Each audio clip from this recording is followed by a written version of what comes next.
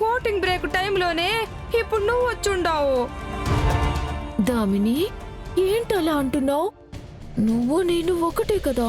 పళ్ళు రాలగొడతాను మరొక్కసారి ఆ మాట మాట్లాడావంటే. మా అన్నకి భార్యగా నాకు వదినగా మంచి చేస్తావని నమ్మి ఇంట్లో విలువలేని నిన్ను నా బిజినెస్ లో పార్ట్నర్ని చేసుకుని ఎంకరేజ్ చేస్తూ వచ్చాను. అలాంటిది దొంగచాటుగా రోహిత్ అన్నయ్య వాళ్ళని రిసార్ట్ వరకు ఫాలో అయ్యిందే కాక అక్కడ అన్నయ్యని కిడ్నాప్ చేస్తావా? కిడ్నాప్ చేసి అన్నయ్య చనిపోయాడు అని రూమర్ క్రియేట్ చేస్తావా? దాని మూలంగా మేము ఎంత సఫర్ అయ్యామో నీకేం తెలుసు? అన్నయ్య గురించి ఆ నిజం అమ్మకి తెలిసిపోయుంటే ఎంత ఘోరం జరిగిపోయుండేది. దామిని, నన్ను తప్పుగా అర్థం చేసుకుంటున్నావు. ఇందులో నా స్కెచ్ ప్లానింగ్ అంతా వేరు. మీ రోహిత్ అన్నయ్యని చంపినట్టు అందర్నీ నమ్మించి ప్రీతిని జైలుకి పంపించేసి ఇంట్లో నా అధికారాన్ని తీసుకురావాలనుకున్నాను. పెద్ద కోడలిగా ఇంట్లో అధికారం నాదైనప్పుడు మన ఫ్యామిలీనే వాళ్ళని రూల్ చేస్తుందేమో అనుకున్నాను.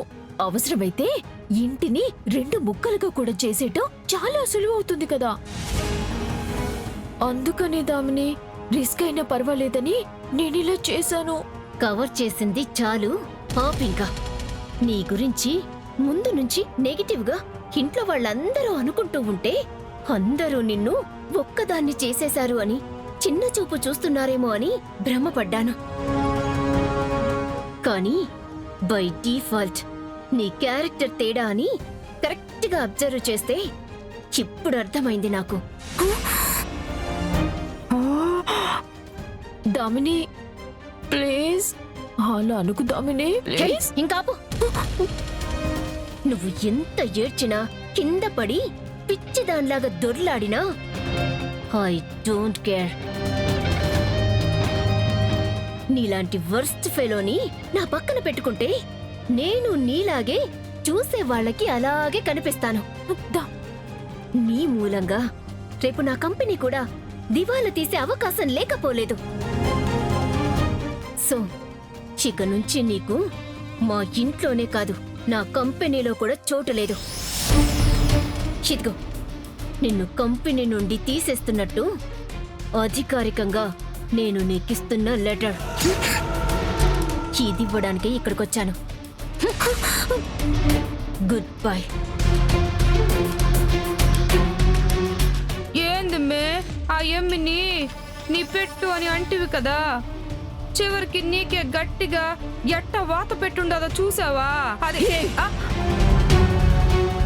ఇంకే ఉంది మే, ఉన్న ఒక్క యాపి కూడా పాయే. ఇక లాకప్ డెత్తే శరణ్య మమ్మీ నీకు.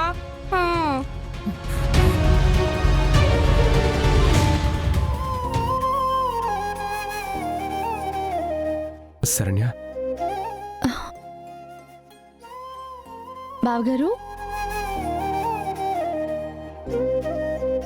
చాలా థ్యాంక్స్ శరణ్య.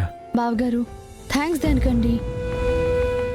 నాకు నా తమ్ముడికి మధ్య దూరాన్ని పోగొట్టడానికే కదా నేను ఇల్లొదిలి వెళ్ళిపోతున్నానని వాడితో చెప్పి ఇదంతా ప్లాన్ చేశావు.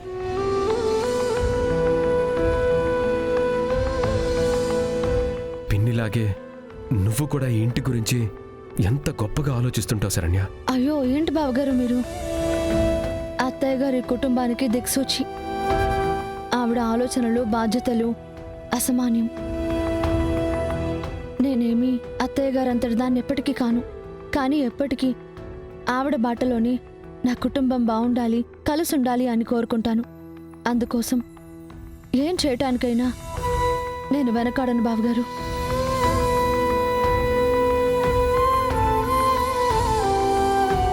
నీ సామర్థ్యం గురించి ఎవరికి తెలియకపోయినా నాకు తెలుసు శరణ్య. ఇవాళ నేను ప్రాణాలతో ఉన్నానన్నా ఆ వేళ నేను పోగొట్టిన డబ్బు విషయంలో నా కోసం నగలు పెట్టి ఆ నిందని నువ్వు మోసావు. కుటుంబం అంతా నిన్ను ఎన్ని మాటలన్నా ఇంట్లో నా విలువని కాపాడ్డానికి నువ్వు చేసిన త్యాగం నా ఊపిరున్నంత వరకు నేను మర్చిపోలేను శరణ్య.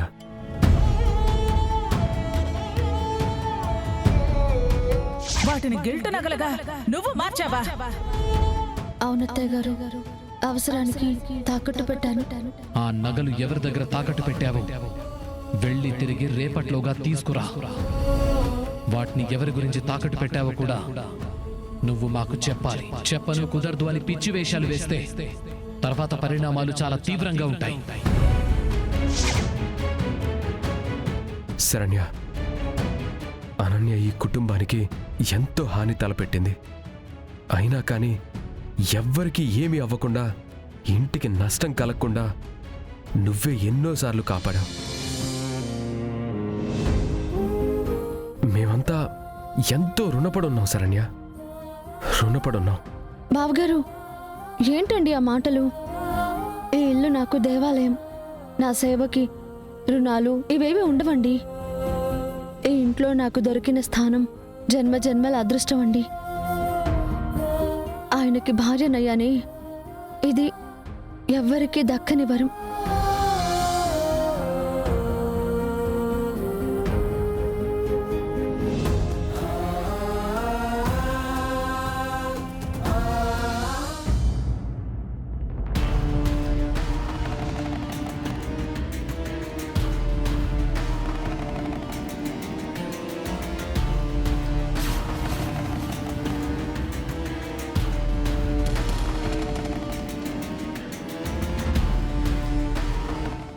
అమ్మి, ఇప్పటి వరకు వాళ్ళు కొట్టిన లాఠీ కోటింగ్ అయ్యింది.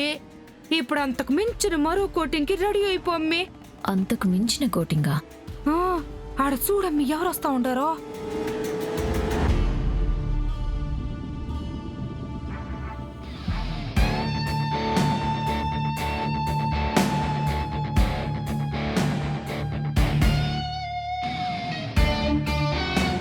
ఎస్ఐ గారు, నేను ఒక్క నిమిషం వాళ్ళతో మాట్లాడచ్చా?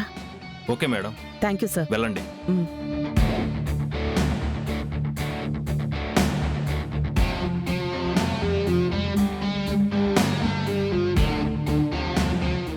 ఏంటే అనన్య, బాడీలో శక్తిని మొత్తం పిండేశారా పోలీసులు? మామూలుగా కాదండి, చెరుకు పిప్పిని తిప్పి తిప్పి పిండినట్టు లాఠీలు మార్చి మార్చి మరి వాయించేసి ఉండారు. ఒంట్లో డ్రాప్ జ్యూస్ కూడా లేకుండా మొత్తం లాగేసి ఉండారు. పర్లేదే, తీసుకున్న లాంఛనాలకి తగ్గట్టుగానే డ్యూటీ చేశారన్నమాట. ఆనంద భైరవి, లంచానికి లాంఛనమని పేరు పెట్టి మా మీద నీ పర్సనల్ గర్డ్ని ఇలా చూపించినంత మాత్రాన నువ్వు గెలిచావు, నేను ఓడాను అనుకుంటున్నావా? ఆగాగాగాగాగు ఆగు.